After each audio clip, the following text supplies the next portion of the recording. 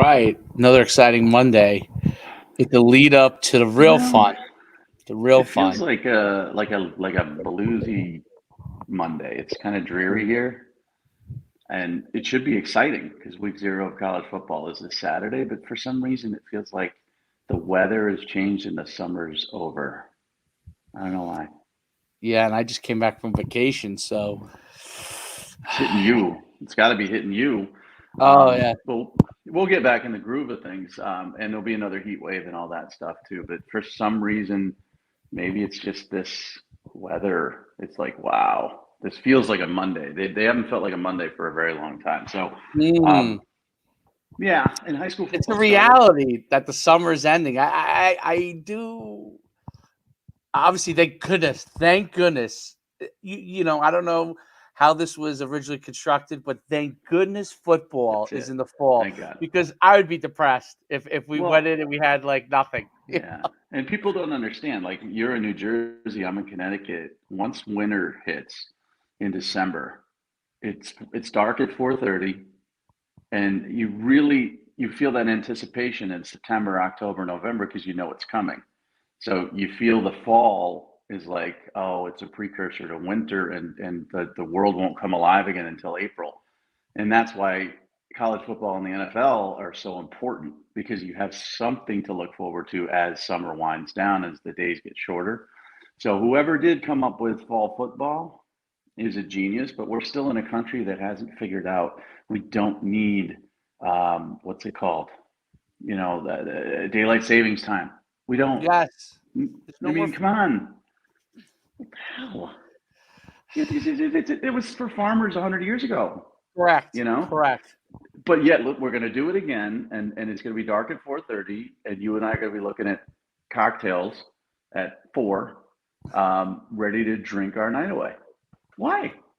It makes no It's sense. so it there is nothing worse than it's the slow progression to lesser daylight. I just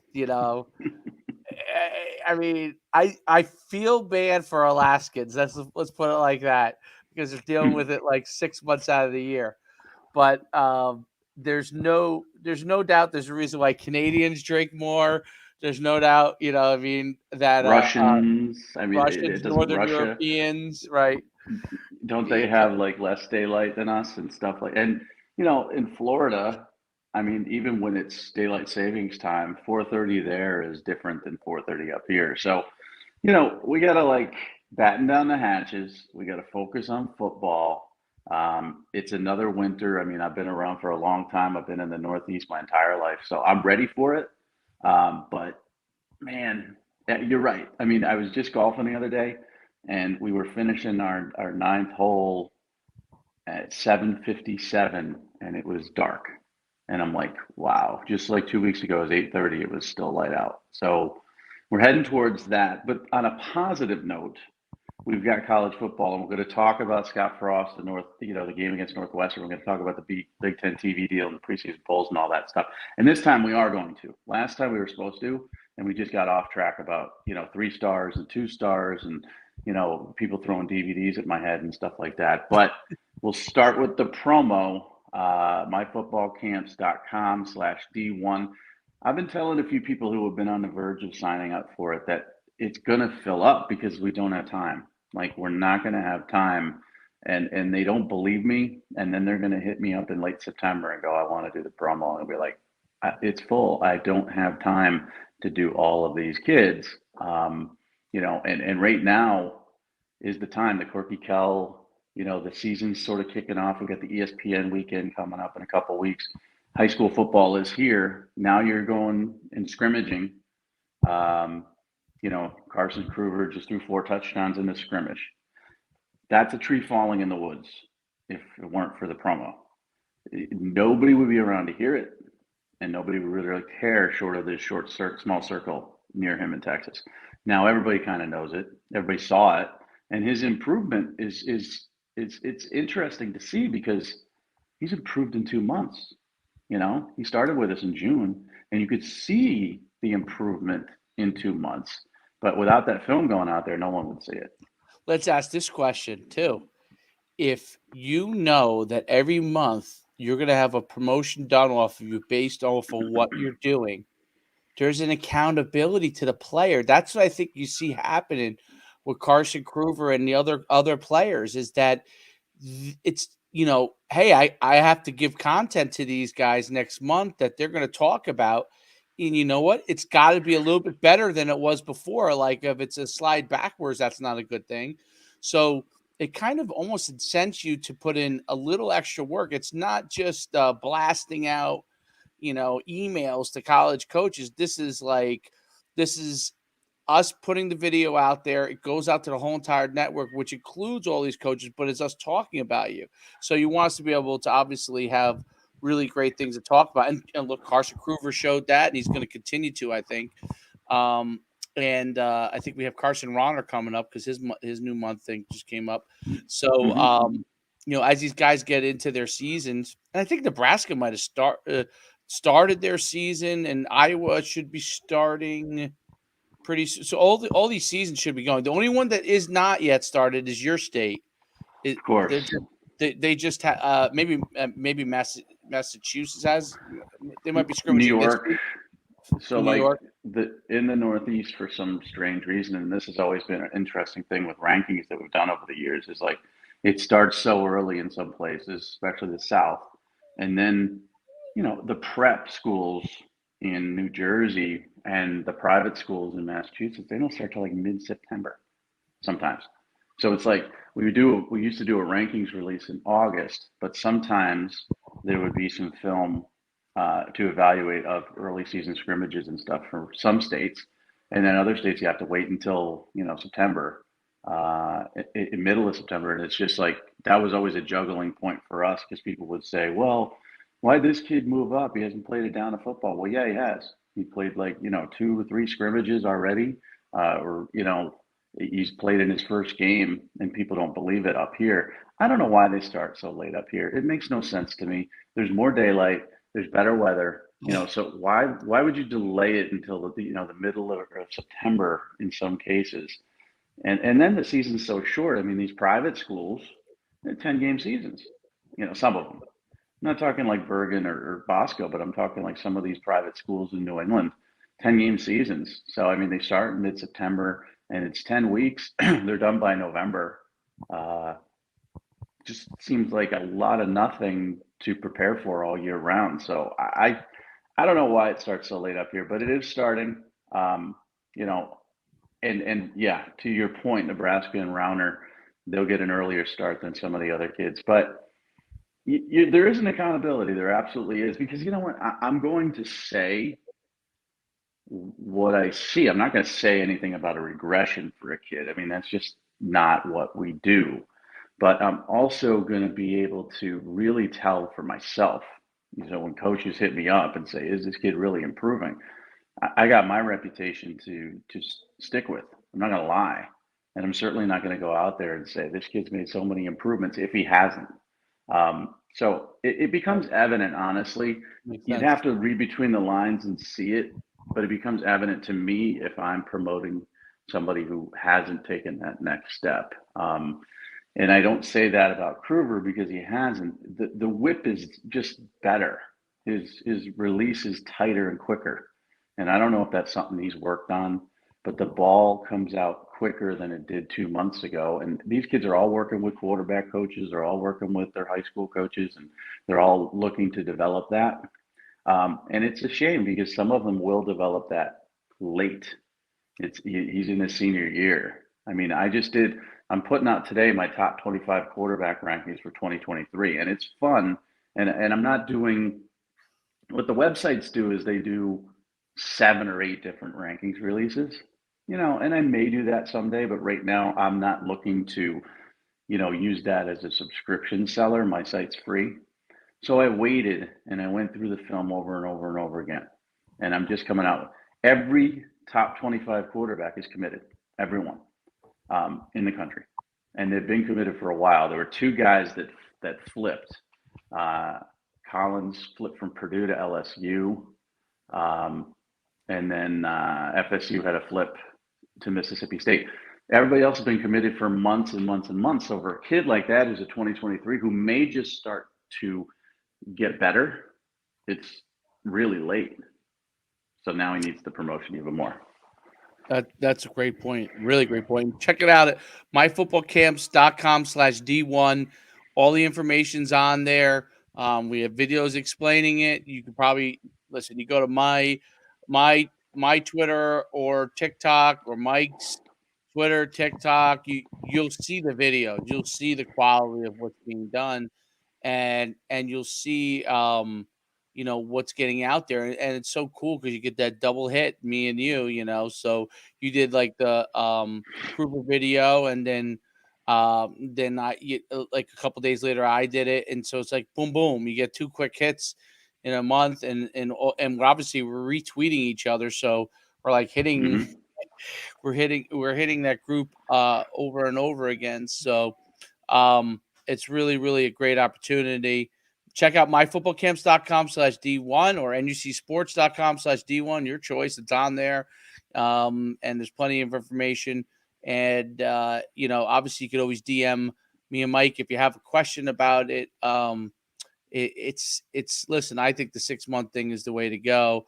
But, I highly recommend, look, do the first one if you're new to it. Try see the quality of it, and then you're going to go from there and see really what you can get from it. So Yeah. um And if you tag me, I mean, if you tag me in your highlights, or if you're a parent or a coach that tags me in your highlights, or you DM me, you're going to get a response that says, "Here's the promotion. You can sign up for it."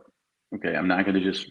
I get tagged in so much film over the last 25 years, and so many DMs. Keep an eye on this kid. Get this kid on your radar, and all this other stuff. And glad to do it, but now it's a business, and it never was before. Before I would ignore them.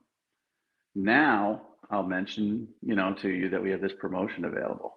And the funny part about it is, if somebody does sign up for the promotion, we had one particular player in California who signed up for the one-time promotion, and he tagged me in his first highlight, scrimmage highlight of the year. I retweeted it because he's a client.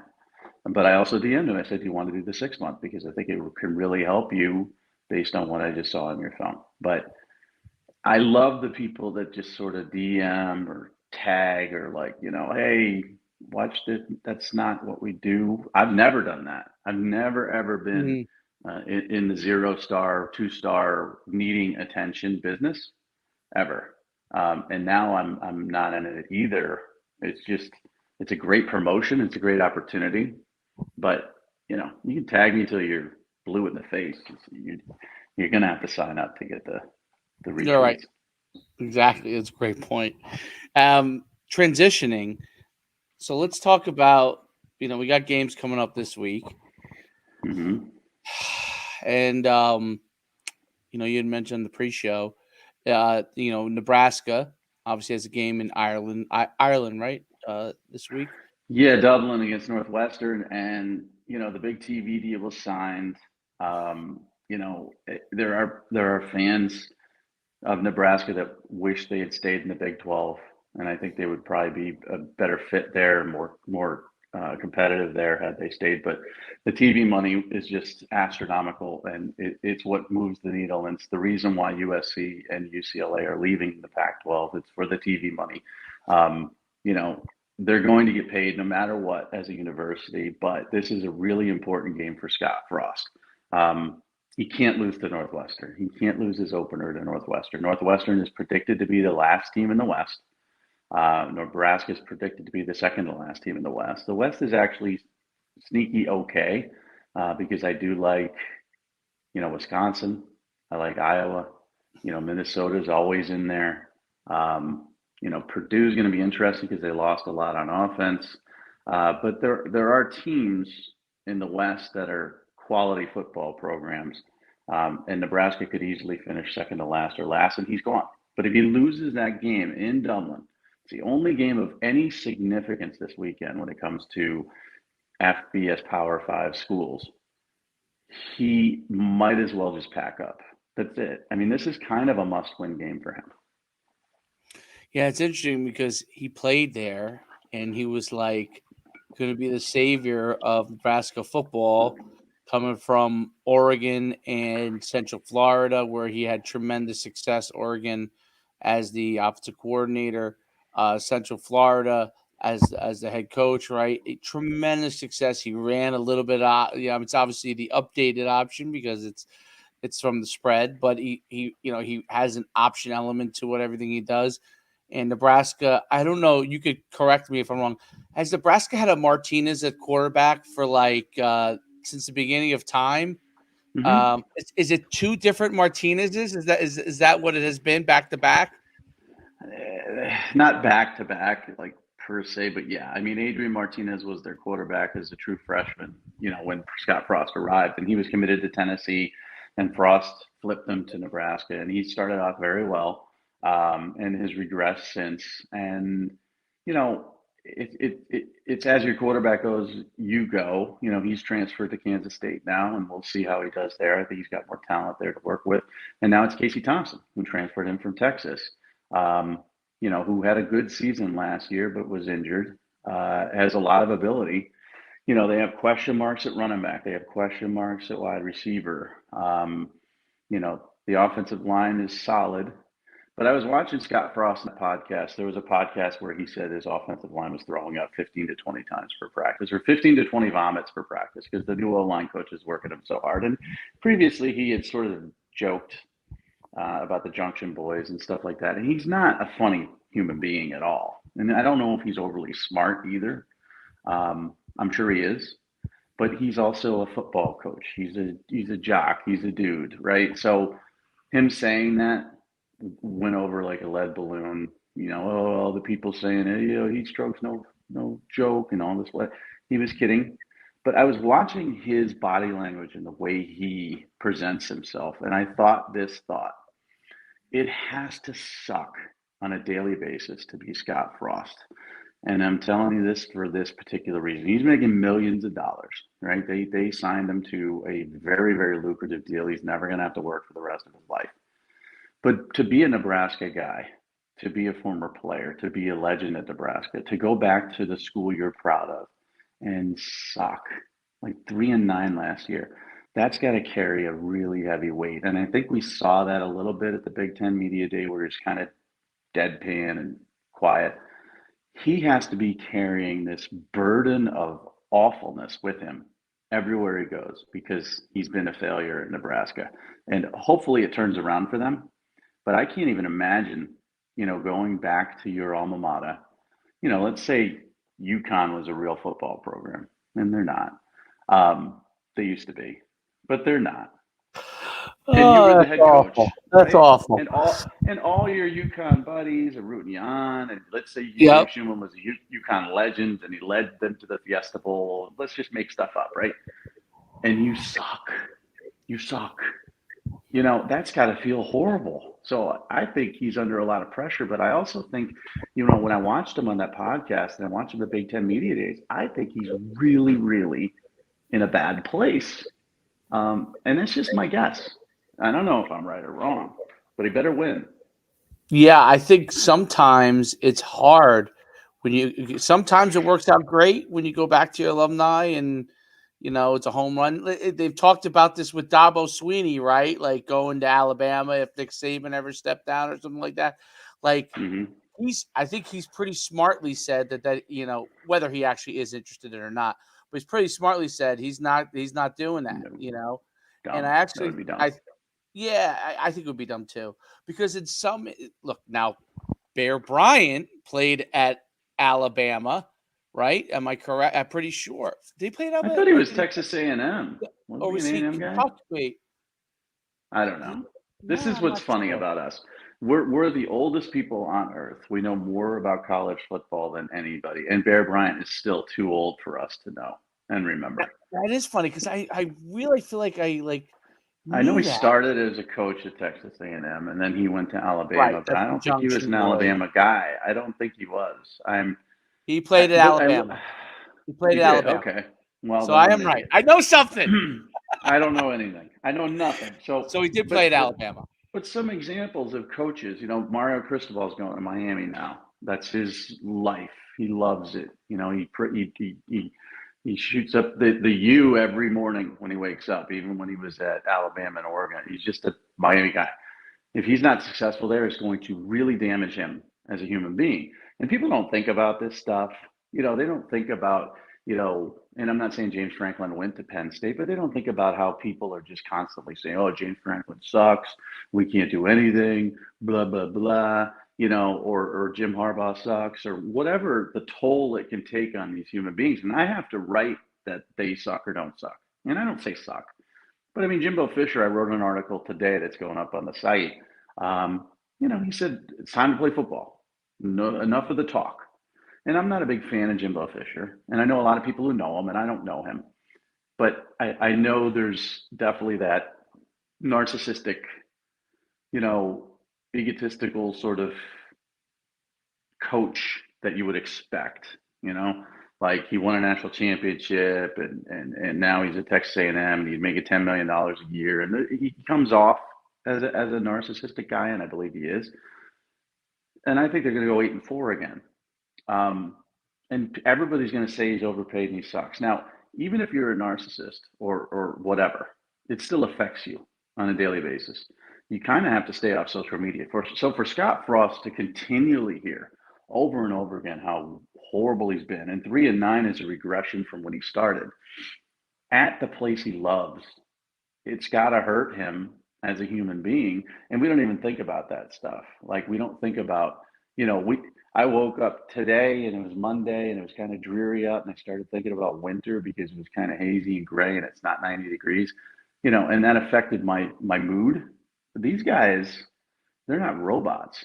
So Scott Frost needs to win that football game, but the Scott Frost that I see at Big Ten Media Day and in that podcast is a Scott Frost that's carrying a huge burden of failure.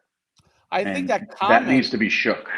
Yeah, I think that comment that you talked about with where the linemen, he's joking about it, but like the linemen are puke 15 to 20 linemen are puking every practice. It makes me think that he is going to push as hard as he can this year to try to get over the hump, and whatever he has to do it. And if he can't do it and he gets fired, it is. But he's not going to he's not going to leave a stone unturned, because he probably is wearing that huge burden that if he for some reason didn't do everything he could and they ran him out of town, he will regret it at another. But if he did everything he could, he's probably going to wear that burden of not being successful in Nebraska. But at least he'll walk away like, hey, like, I just pushed him as hard as I could. I wasn't able to recruit the way I needed to. I didn't maybe get the support I needed, whatever it is, whatever the excuses are. But if he didn't, I think if he didn't push the way that he probably, and that's what I think he's communicating when he's saying it. He's saying, I'm pushing and we're doing everything we can. That's kind of his way of, how coaches are, right? Like, coaches will try to use psychology to drive signals to their fan base and to their players. And basically that's like that's a quick way of saying, yeah, you guys may not agree with it, but I'm doing everything I can to try and make it happen. And I think if he does fail, it's going to affect the rest of his life. And people are going to say, well, he's probably got $50 million in the bank. And listen, I would love to have $50 million in the bank.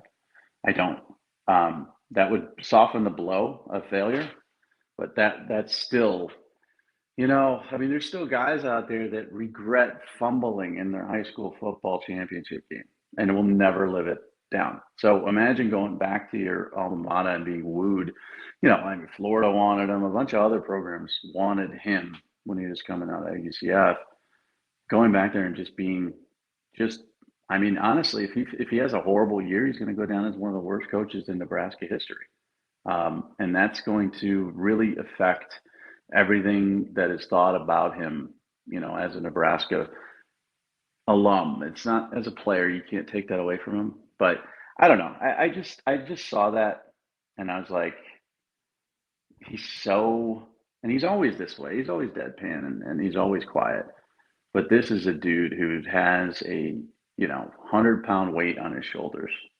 So if that reflects to your team and they come out in Dublin against Northwestern flat and they don't win this football game, you might as well get rid of him right after that. You might as well fire him on the flight back because he's not going to recover from that. They're not going to recover from that. They're just not. I'm sorry.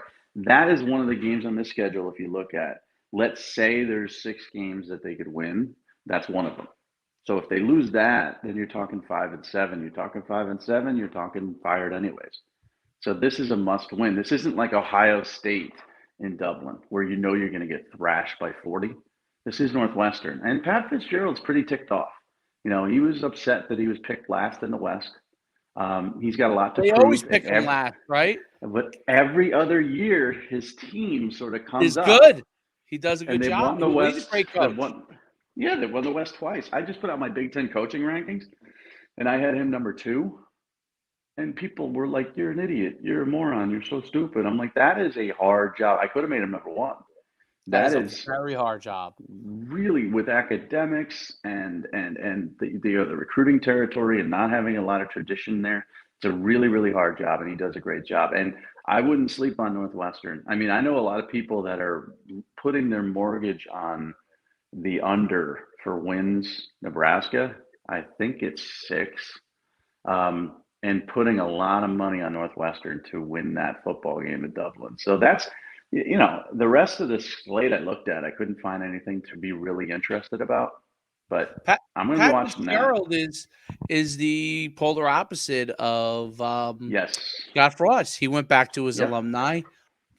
I mean, he's not winning national championship at Northwestern, but wildly successful relative to the history of Northwestern.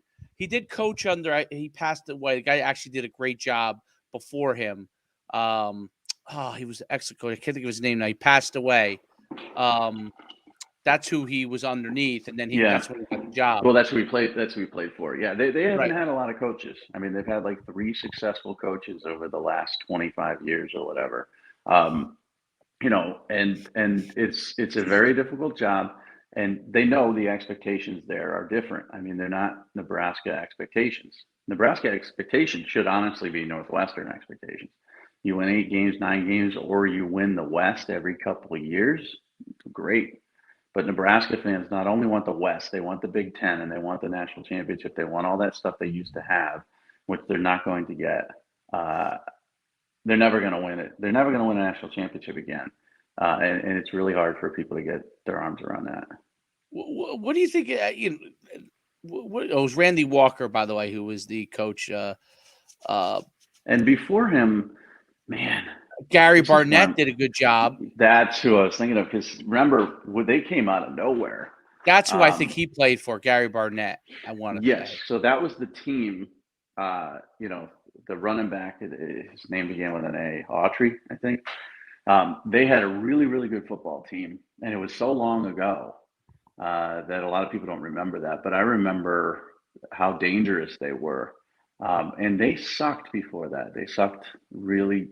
And this is the other thing about coaches nowadays: you're never going to see a building job like Bobby Bowden or Frank Beamer, you know, or even Gary Barnett. You're never going to see somebody allowed to grow a program like that, because every 3 years someone's fired. You can't have bad years. Right. So, you know, Scott Frost could be, I don't know, he could be Frank Beamer. It could take him 6 years.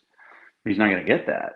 I mean, who knows if Scott Frost stays after this season and the continuity is there, they could do great things, but he's not going to. They won't let him. It's too much of a win now, immediate gratification world we live in.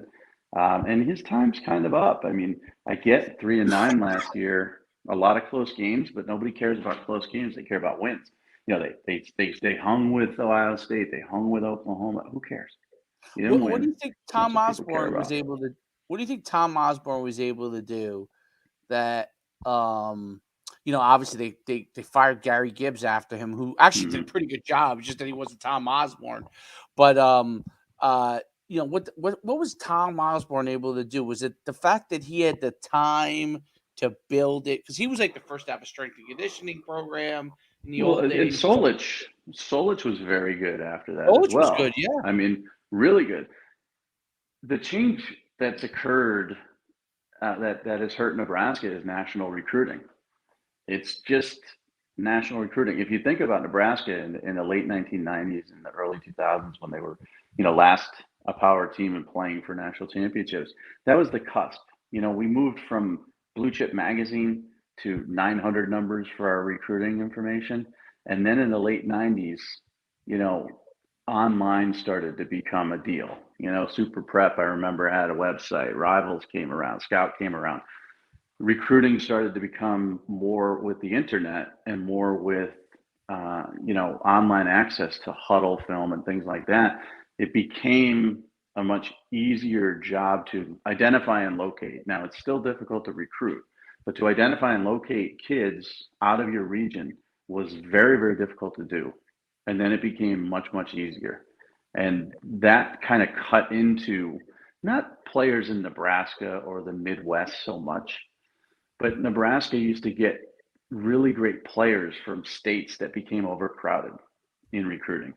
And more schools were starting to go in there and competing for those players. And Nebraska, couldn't compete with that because, yeah, to get to Nebraska, it's a haul when it comes to like an official visit. And that was the norm. And then it all of a sudden became, kids in California looking at Nebraska are suddenly zipping across country to Miami on direct flights. And now they've got a whole new opportunity to see a different school that didn't recruit their area at all. So that's what kind of killed them is the national recruiting. And I don't think they can get back to it because they get too many recruiting disadvantages. Now, Notre Dame does, but they got a bigger brand and they're more centrally located. And there's other programs that have been successful without a great recruiting foundation. But Nebraska's Nebraska. I mean, that's just, there's no talent there. So every win has to be on the road in recruiting. And back then it was easier because it was less populated. And any player that they do have in their state is looking to go elsewhere, like this Malachi Coleman, who's like a star in Nebraska, right? Yeah. No, I think he's gonna stay. He's so good. He So is. good. He's so good. Freak. 6'5", So big. 210. Yeah. Oh, it's so freaky. And but you're right. I mean, so let's just say, At least 25 years ago, he's peaking, right? He's peaking outside. would he have Peak, no had way. offers from every program in the Southeast Conference and the ACC 25 years ago? No. No way. But there's also some guys that they used to recruit, from California and from Texas and from some other areas that didn't have big offers. Lawrence And now they've Phillips all and got Tommy them. Frazier. Lawrence Phillips and Tommy Frazier, would they be going to Nebraska today? With Tommy No, Frazier, I can't remember where in no, Florida, Miami maybe, I don't know, but they wouldn't.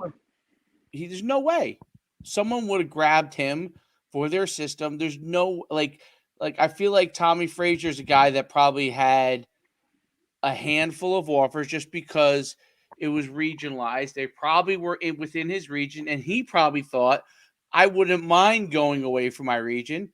And probably one of the only schools that offered him that were outside of his region was probably Nebraska. And then obviously you have a big time coach like Tom Osborne and perfect storm. You wouldn't get him. Now he would have an offer from everywhere, right? So, I mean, Now, theoretically, if you're going to go to the Midwest, if you're a big time player, you're going to go to the Midwest. You're going to Ohio State.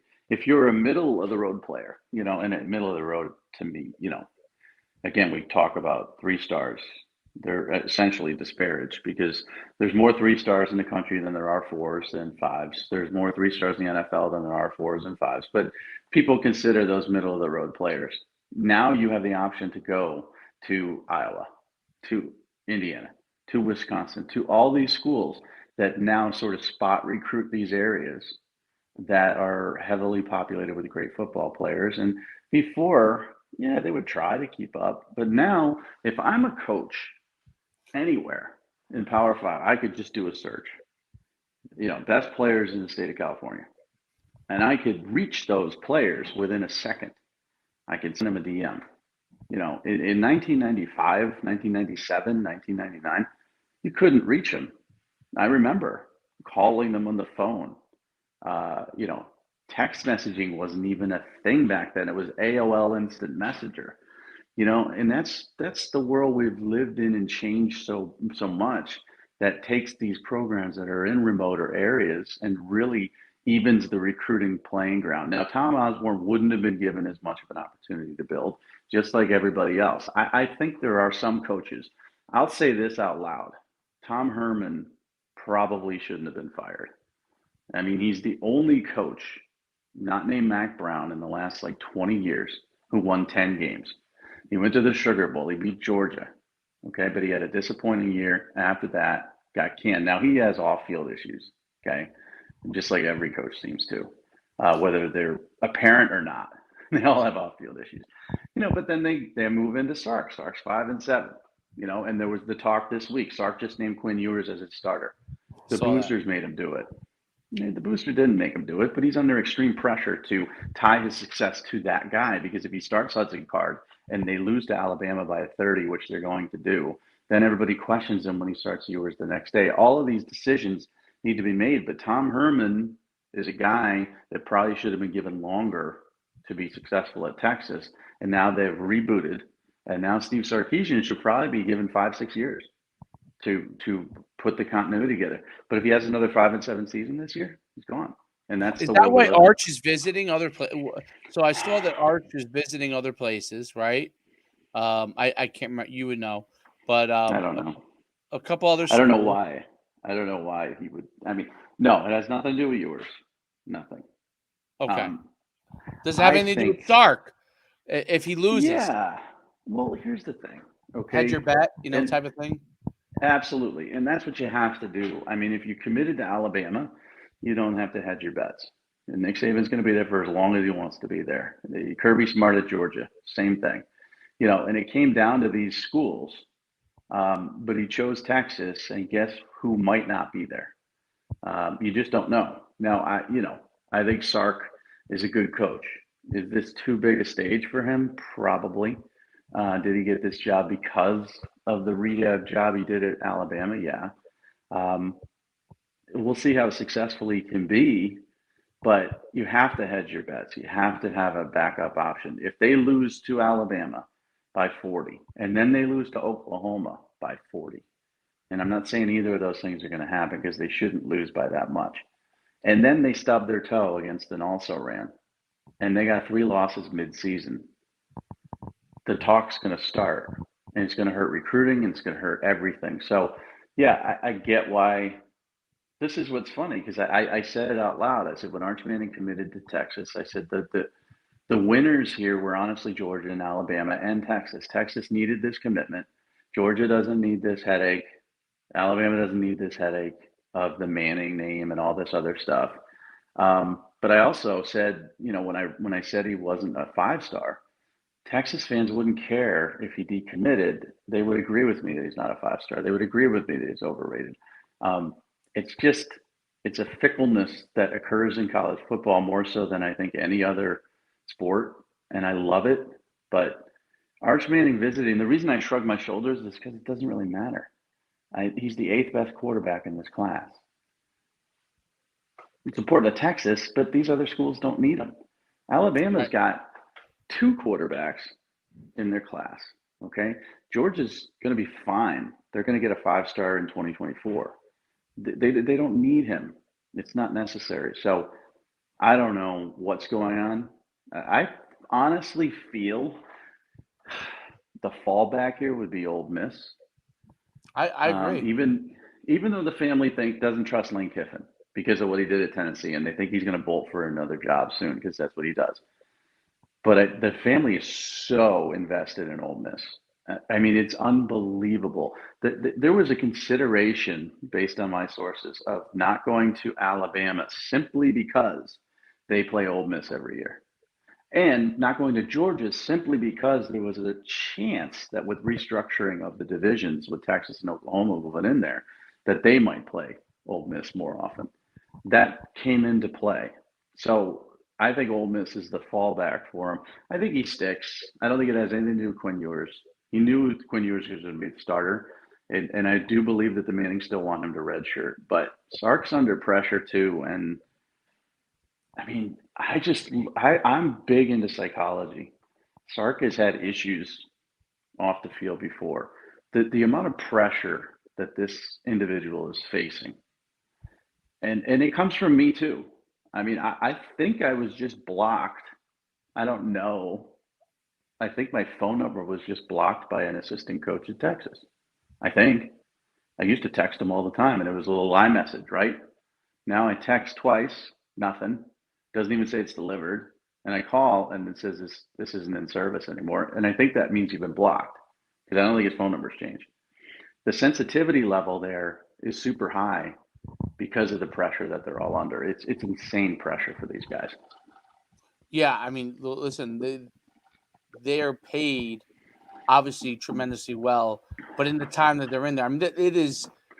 Just haven't talked to Rutgers staff guys here and there, and they just tell me it is 24/7 now. There used to be the the kind of the schedule was here's when recruiting was going on. Here's it's recruiting 24/7. It's obviously football 24/7. But it is Portal, also it's portal, it's NIL, NIL, and player management, right? Because you got to make sure they're nightmare. still going to class, like not.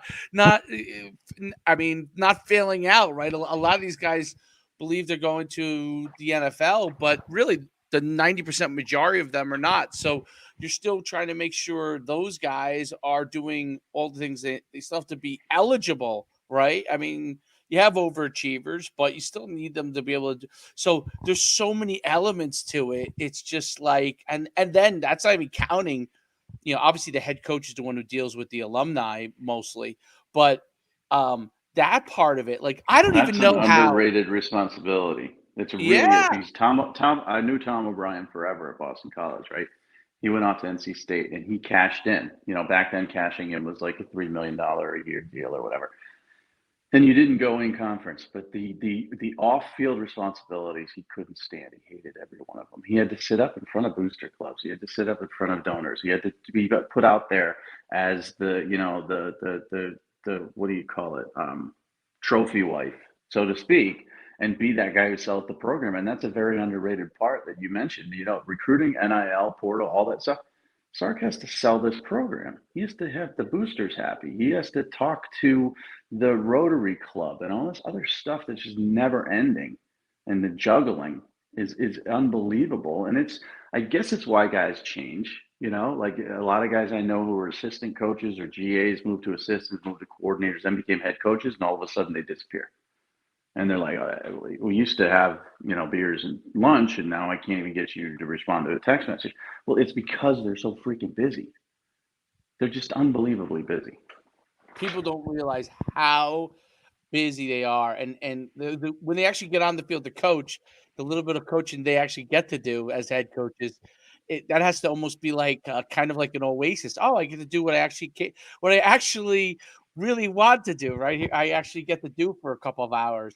It's very interesting that whole dynamic. I think the alumni thing. You're 100% right. Is like I just saw with because I'm a UConn alum, played there, and with Jim Mora he's trying to do. Like I commend him because really nobody's done this in the longest time. But like he had a barbecue for all the alumni. He had this thing for all the alumni to go to. Like, and he has to come, even if he's there for 20 minutes. He still has to physically go there, go to that Mm-hmm. thing, get shuttled to the next thing, and that that whole part of it is so. My question is this: how does a program like Nebraska and like Iowa, obviously they've had a head coach for Ferenc for a long time. He's done a great job. They're always on the cusp. They close. They just never quite have gotten to the championship, but they're always on the border. He does a great job in a place that I guess it has a ton of tradition, but could be hard. I think it could be hard on Iowa. So, but how does Nebraska get back? Or how does a place like that? I'm trying to think of another place. Like I'll use Minnesota as a great example. That guy's a fantastic coach. Okay. what he did at Western Michigan, like to me, is even way more. Central Florida, you have players, right? So you're in a lesser conference. If you can get the second guys to stay with you, you're gonna win. Western Michigan is, I've been there. Like, I don't know how you recruit there. Now they've built facilities now, okay, because of what they've done. But when he was there, he didn't have anything, and Right. and it's incredible. So now Minnesota, he goes there. People Hmm. assume he's going to become like Iowa, right, or Wisconsin, and he's done really well. He's done really. But we know Yes. he's a fantastic coach. We know he's a fantastic recruiter. They have unbelievable facilities. I've seen their facilities, and he's on the borderline. But the question is, can he get there? Like, he may not get there. As great as he is, he may not get there. How do those places get there? I mean, it's hard. So Iowa has been very smart in keeping their consistency. The fans get a little bit antsy and they don't like that, Ferentz has his son as the offensive coordinator and the offense sucks and all. They get upset about that. But many of them have accepted that this is a, Saturday religion during the fall, and we're going to win 9 or 10 games every year. And every other year we might have a push towards winning the division.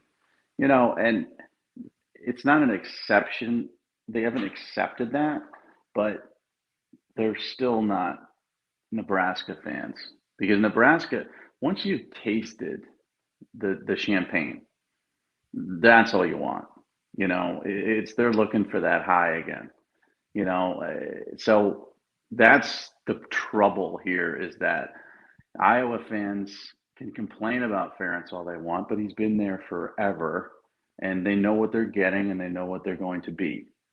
Nebraska fans want what they used to be, so they get very impatient. So a Frank Solich should have never been fired, but he wasn't Tom Osborne.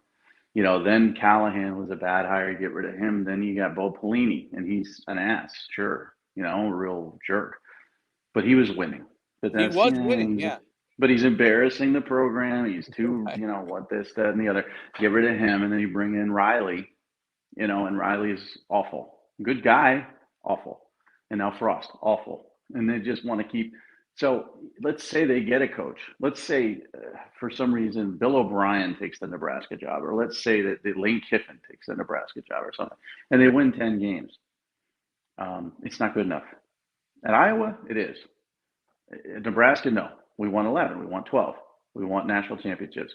So it's just different. I think, honestly, those expectations get in the way of success sometimes, because they are so high and the bar is set so high that you can't lower it ever.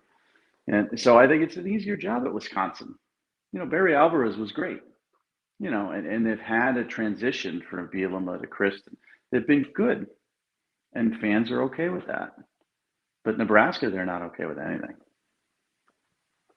100%. That's it. I almost feel like, and you correct me if I'm wrong, a lot of the Texas schools, not just Texas, obviously Texas has an expectation, right? But the other Texas schools seem to have some level of that expectation too, like A&M, even Baylor, even though they've been really good and they've been, but they have this level of like expectation. The TCU, right? They and Gary Patterson, didn't they end up running kind of Gary Patterson out at the end, even though Eventually. he built it. Yeah, yeah. But He's gonna, none of those schools have ever tasted the champagne, and that's Texas true. has. That's a So good the point. expectations at Texas are like, we want Vince Young and we want national championship. It's almost like a drug.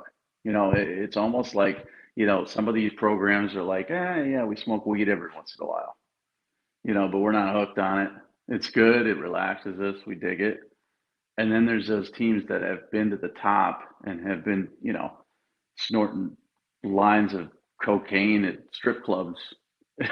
And they're just like, I got to get that feeling back. I got to get that adrenaline back. And you know what? That's destructive. It may be the highest high you've ever gotten, but it's destructive.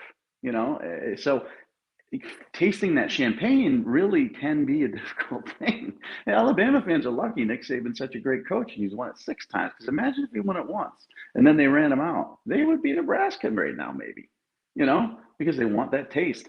It's my analogies LSU will are run you out. always, LSU's going to run you out, right? If you, yeah, they've yeah, had three different guys that have won championships in the last right. 20 years. And All have been Saban left, right. but Saban left. Les Miles was booted, and Ed Orgeron off-field issues. But within a year of winning 2019 and having arguably the best team in college football history, he was like on the hot seat in 2020. And COVID year, which shouldn't count towards anything, and they weren't a good football team. And he lost everything. Jamar Chase sat out. They lost Joe Burrow. They lost everything, and he was on the hot seat. It's crazy. But that's life when you're making the big bucks, But I think these fan bases that have, Miami's another example. Once you get that taste, you want it back. And is that your kid? Because I'm making my comparisons to snorting coke at strip clubs is probably not appropriate. He just came to give me a kiss before he goes to. And this will make you laugh. He's going to.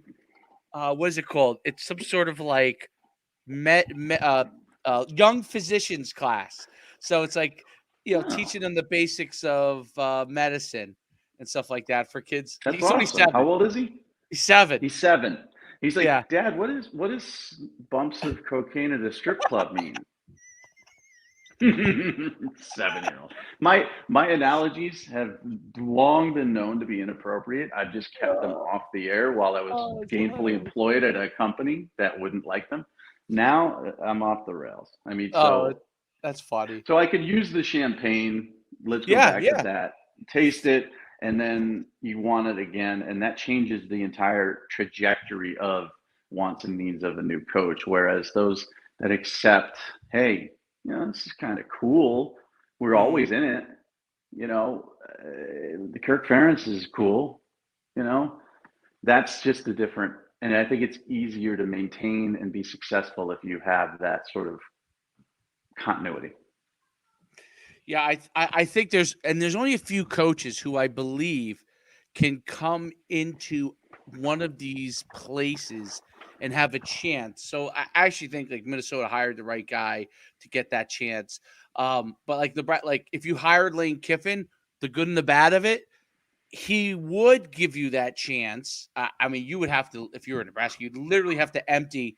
You'd have to empty the coffers, like, or to even attract him.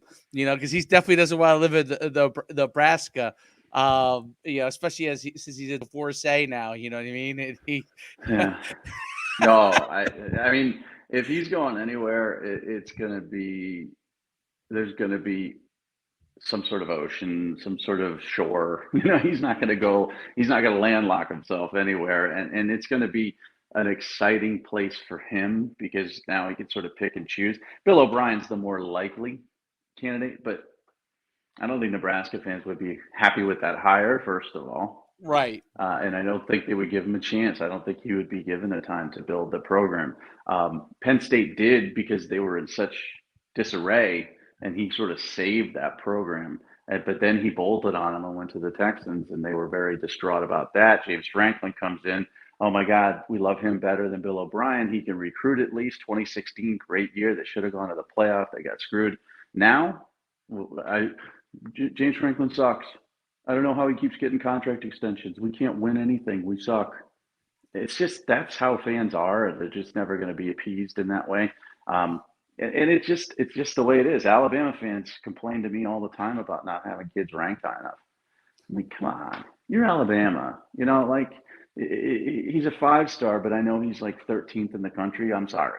I'm sorry. And that's just the I guess, what do you call those? I call them pretty people problems. But they're first world problems. Right. You try to be a Rutgers fan and look at recruiting, and then tell me you go back to being an Alabama fan and you bitch about anything. You will never bitch again, ever, if you spend 1 year following Kansas recruiting or Rutgers recruiting.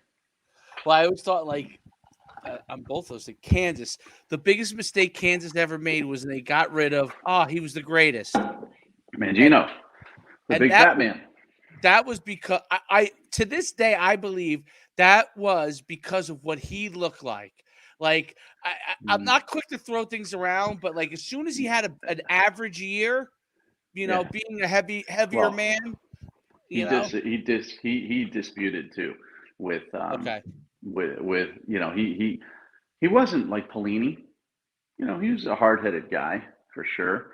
But I remember right around that time, it was like the two fat guys were both, they weren't dismissed at the same time. But what he did in bringing Kansas to the Orange Bowl, and what Ralph Friedgen did in bringing Maryland, I believe it was the Orange Bowl as well.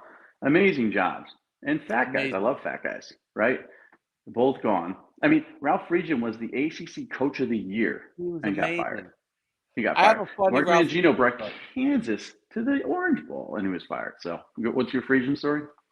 I have a funny Ralph Friedgen story.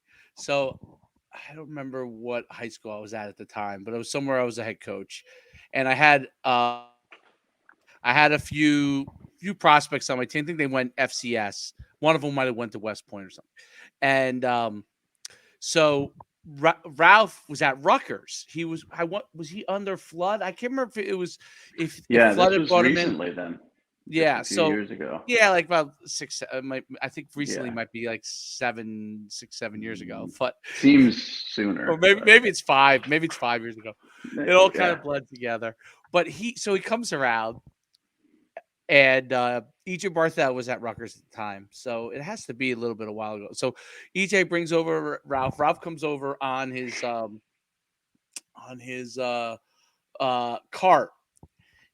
We're there for 7-on-7. Rutgers is a 7-on-7 tournament every year in the summer. It is probably, I want to say, 8:30 in the morning. Ralph pulls around. He comes and says hello. I kid you not, he had 2 cheeseburgers in his hands. It was 8:30 in the morning, and and I said, "Wow." I thought that was interesting. I said they must have just like Rutgers must have just opened their cheeseburger thing, like literally. And They he probably comes, didn't. yeah, He probably oh, made them make cheeseburgers for him. That's it. The Frisian, the yearly Frisian diet, where he would, I'm going to knuckle down and lose weight, to me was always entertaining because I do the same thing. right. This is the year. This is the year. And I've got Mangino stories that are 18,000 times more inappropriate than what you just said. These guys, I mean, they're just big fat guys, They're big but they guys. were They're huge guys. good, good coaches, man. Great coaches. Great coaches. That's why I always say, like, you know what? I understand with their head coaches, they're always trying, especially now, like everything is about social media and TV, right? So if they can, they're trying to have their coach like spelt, you know, wider shoulders, thinner waist, which is why Lane Kiffin could do everything but burn the house down and still have a chance of getting a job because he definitely looks the part, right? He gets Obviously, a he's a little great chubby coach, though. but He what gets a little chubby though. does he really? He really does. Sometimes his face, you can always tell when Lane's in diet and Lane's in just enjoying himself mode because he does get a little chubby. That's so funny. It's so true. It really is. It's true. But can't like Kansas. That I mean, that's Rutgers.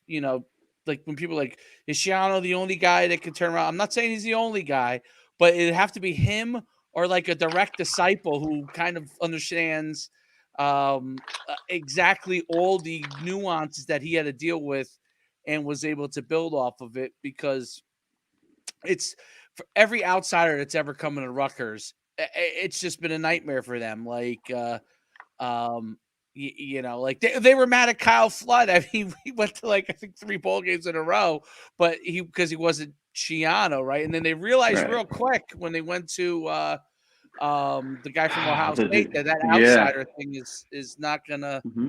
It's just not going to No. happen there. It's and No. it may not happen anyway. It may not happen No. anyway, but it's definitely a difficult it's difficult because you've been in New Jersey, and there's so many good players that have come out of New Jersey. Most New Jersey players, the first thing they're thinking about, especially if they're from a disadvantaged areas, how do I get the heck out of New Jersey? That's the Hmm. first thing that's going through their head because, and any kid growing up where I grew up, that was kind of their first thing is like, it's so much traffic. There's so many people. Like if you're from the inner city, it could be dangerous where you're from. And you're thinking, I don't need any of this. Let me go somewhere that's like I can go relax, enjoy myself, have all about football, not have to worry about it. Like that's why Alabama can actually get a Minka Fitzpatrick out of New Jersey, and they also had another DB at the time that they got from there, Averett. I think it was Yeah, Anthony the Averett. speedy, the fast kid. Yeah, and the Floridas with the Will Hills and all that stuff. I mean, that they just and again, those are winning programs. So if Rutgers not a winning program, and a Rutgers winning program at one point was 9 wins and going to the Texas Bowl, which wasn't even televised on any network except for the NFL Network. That's not the same success that you can see when you go down to visit Urban Meyer at Florida and you're at Friday Night Lights and the Swamp, and it's just different. So recruiting is hard, and this speaks to Nebraska too. I mean, the game day atmosphere and the spring game atmosphere at Nebraska better than any place in the world ever. Just the fan base is so great and so unbelievable. But you get what, 6 games a year, 2 of those potentially in cold weather to show that, and you get one spring game.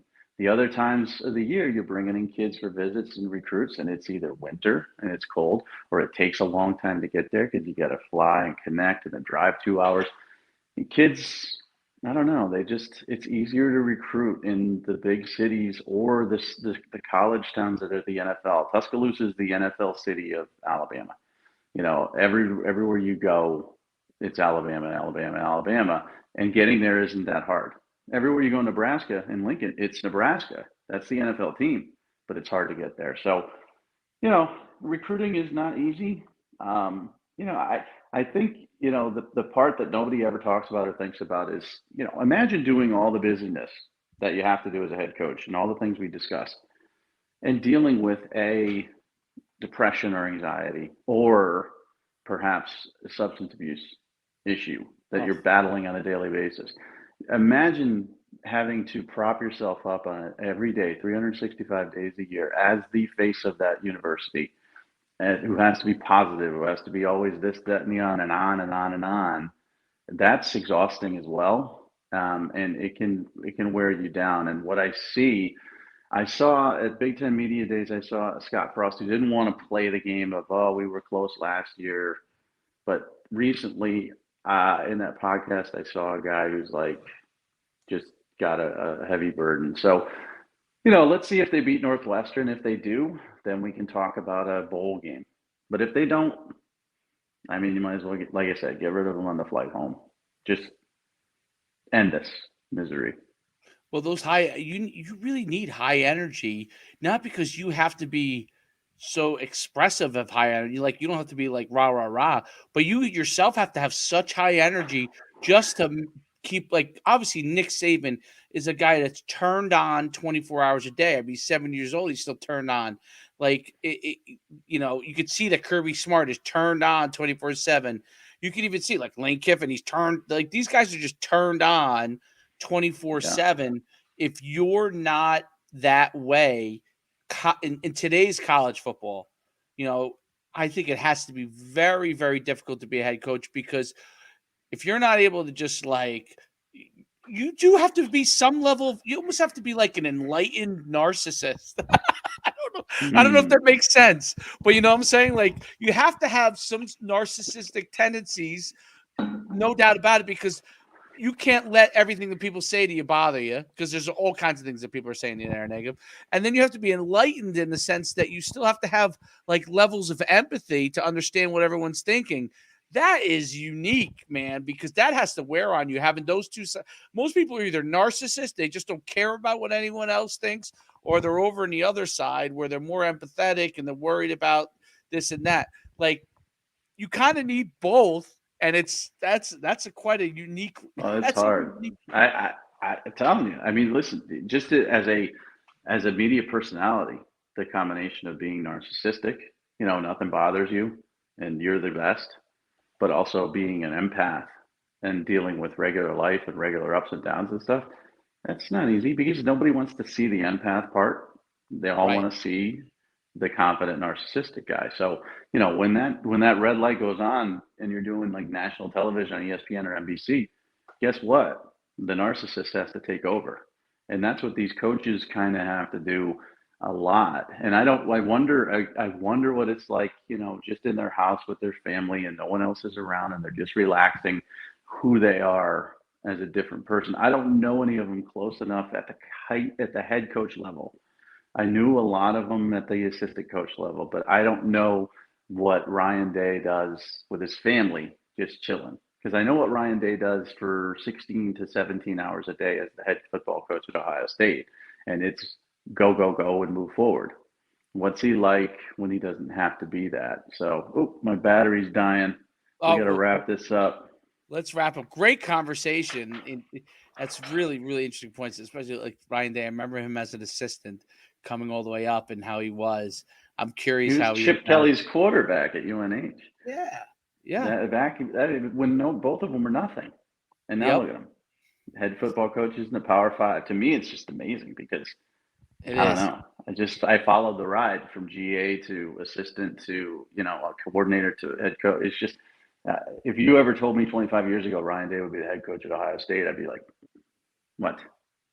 It's just cool. So let's wrap it up with myfootballcamps.com/D1. If you're looking for the promotion, if you're looking for as a young player to get a head start, because I'm telling you, 2026 class, you're going to be coming to us when you're heading into your senior year as a 2026. If you haven't promoted yourself at all, and you'll be like, what do I do now? And we'll be like, we'll help you, but we're not miracle workers. Right. So get on it early, younger kids, especially, but also if you're 2023 or 2024, get on this program. Find yourself a home. If you're 2023, FCS is good. It's good. The portal's there. Don't dismay. And if you're 2024, hopping on now, you might not have to go that route. So that's my spiel. Check us out every Monday. We'll be here. myfootballcamps.com/D1. Mike, I'll see you next week. Yeah, I'm going to go check my phone. See ya. All right. Bye.